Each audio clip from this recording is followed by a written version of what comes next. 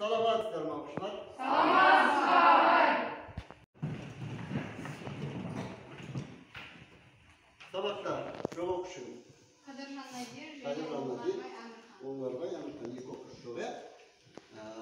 Енді біздер бүгінгі сабағымызда алдыңғы сабақты сұрау бойынша қорытындылап барып бастайтын боламыз. Сабақтың алдыңғы сабақ бойынша табиғи материалдардың түрлері мен олардың сипаттамалары. Ең бірінші, табиғи материал дегеніміз не? Арсен. Табиғи материалдар дегеніміз ол табиғи шикізаттан жасалған материалдар. Табиғи материалдардан біз сәндік бұйымдарды, қолөнер жасаймыз. Мысалға мына ағаштар. Бұл ағаштар біздің ата-бабамыздан қалған мұралар. Осылар бұл табиғи материалдан жасалған бұйымдар. Бұл жерде сен қандай материалдардың түрлерін көрдің? Мысалға міне домбыра. Домбыра неден жасалып тұр? Домбыра ағаштан жасалып тұр. Ал ағаш табиғи материал саналады. Ал мына киіз үй бұл киізден жасалып тұр. Өте тамаша. Молодцы. Ары қарай табиғи материалдардың түрлері туралы кімдер айтады? Аят айтады. Осы табиғи материалдар үшке бөлінеді. Олар өсімдік текті, минерал текті және жануар текті. Өте тамаша. Өсімдік тектіге оларға жапырақ, қабыршық, жаңғақ, сабан және тағы да басқалар жатады. Ал минералдарға тас, құм, саз, қабыршақ, сондай сияқты заттар жатады. Ал жануар тектіге осы жануарға байланысты, яғни жануарлардың сүйектері, жаңағы терілері, киім алу үшін көп нені қолданамыз жануардың? Терісін және жүнін қолданамыз. Өте тамаша, отыра ғой.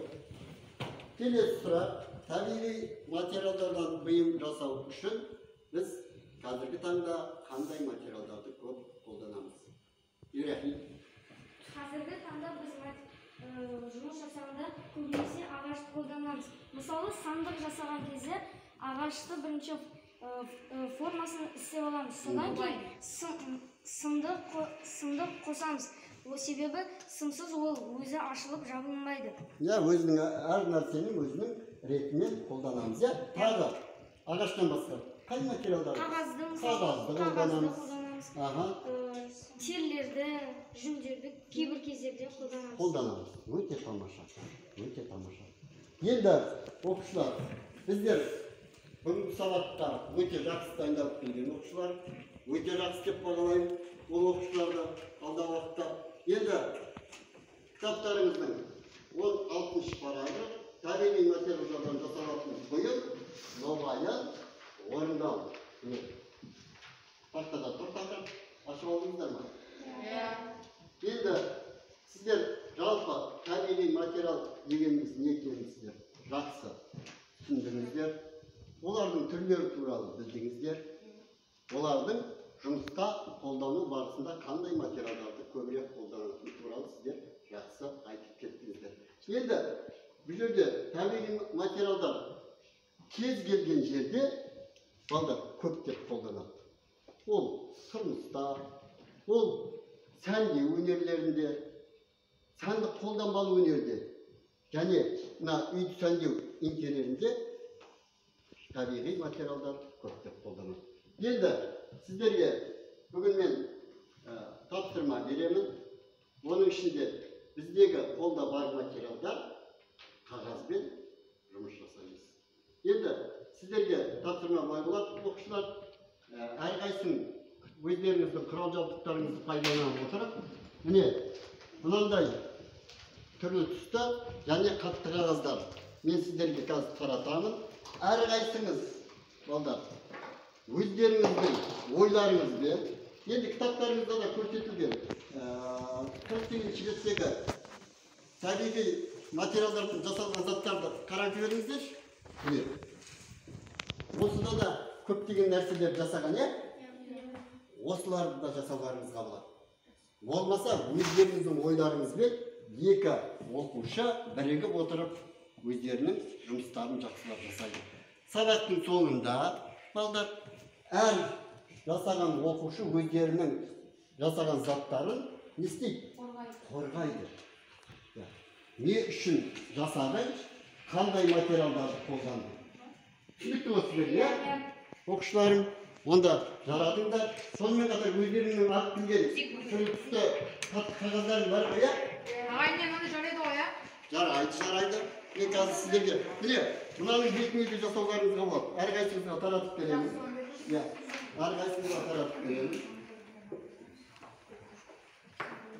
Өйткені, сосын пока жұмыс қолдамай тұра тұрыңыздар. Менің тағы бір ескертіп айтып кететін сіздерге. Сөзім бар. Енді, балдар, жұмыс жасау барысында ең бірінші біз нені сақтауымыз керек? Ереже. Өте тамаша. Қауіпсіздік ережесін сақтауымыз керек. Қауіпсіздік ережесін сақтауды сіздер білесіздер. Қолдарыңызда қайшы бар.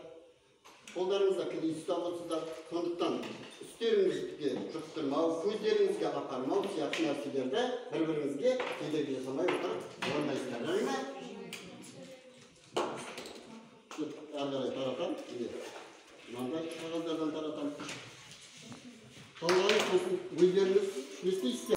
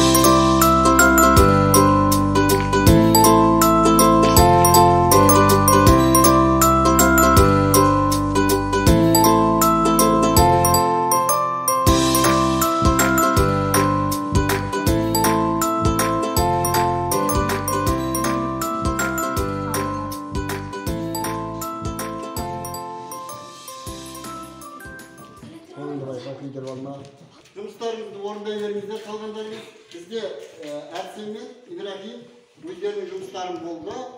Енді бұл не жасады? Қандай материалдар болды?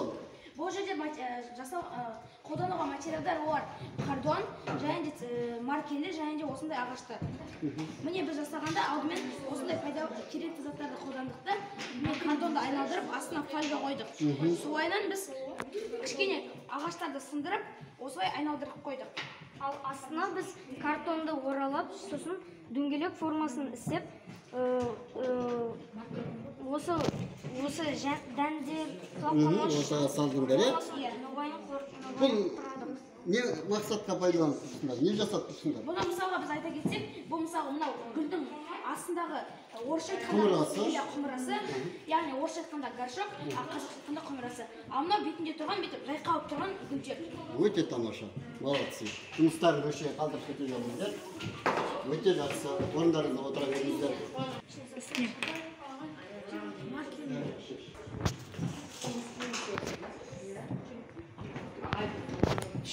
Аламыз үндемейміз, кім қорғап жатыр? Данияр мен Аят. Ал енді оқушылар, біздің тағы да оқушылар жұмыстарын бітірді. Аят пен Данияр. Не істедіңдер? Қандай материал қолдандыңдар? Кезде бізге мынандай фольга және картон және мынандай жаңғақтар қажет болды.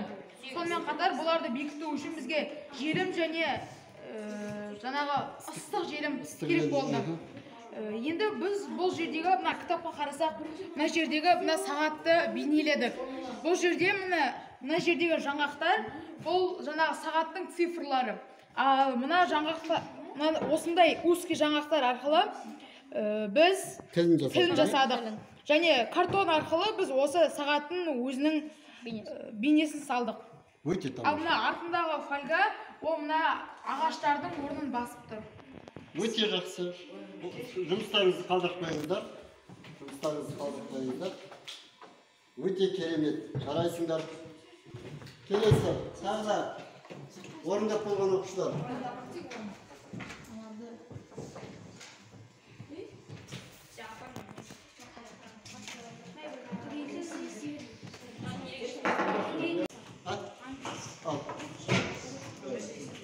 Ал енді келесі тағы да біздің оқушылар жұмыстарын аяқтаған екен. Ол Нұрали мен Аңсар. Не жасадыңдар және қандай материалдарды қолдандыңдар?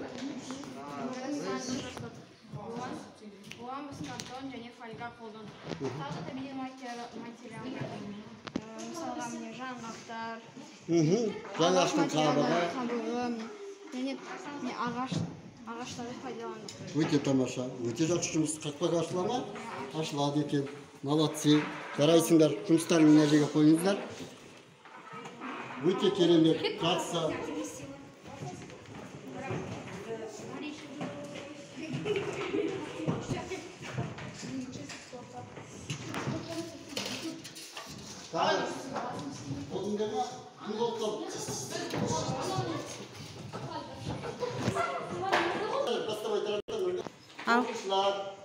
Енді бізде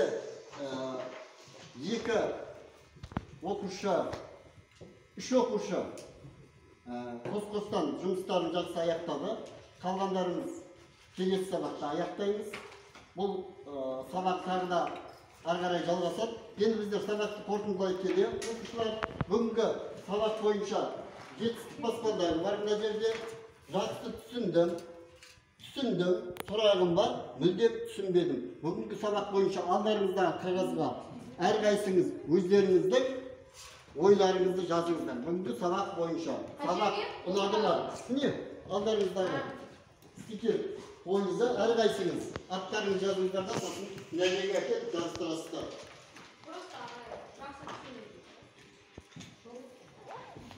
Өте жақсы жұмыстар жасалды бүгін. Әкеліп нәтижеге ілелеріңіздер сол жететін жерлерін жетуге тура келеді оқушылар, сабақ оқыңыздар. Ал önlerinde hani жасыл түс бар, көк түс бар, сары қызыл түс бар. Молодец. Білгеніңіздер.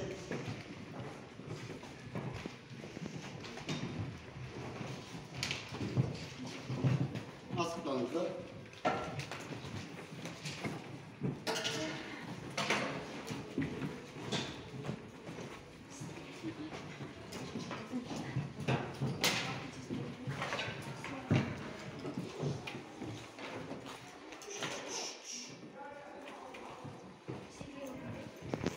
Толық оқушылар, ya?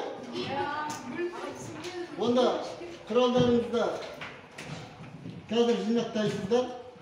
Оқушылар.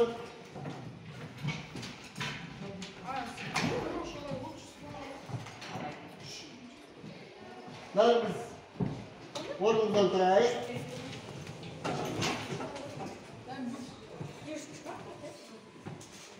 Бүгінгі сабақ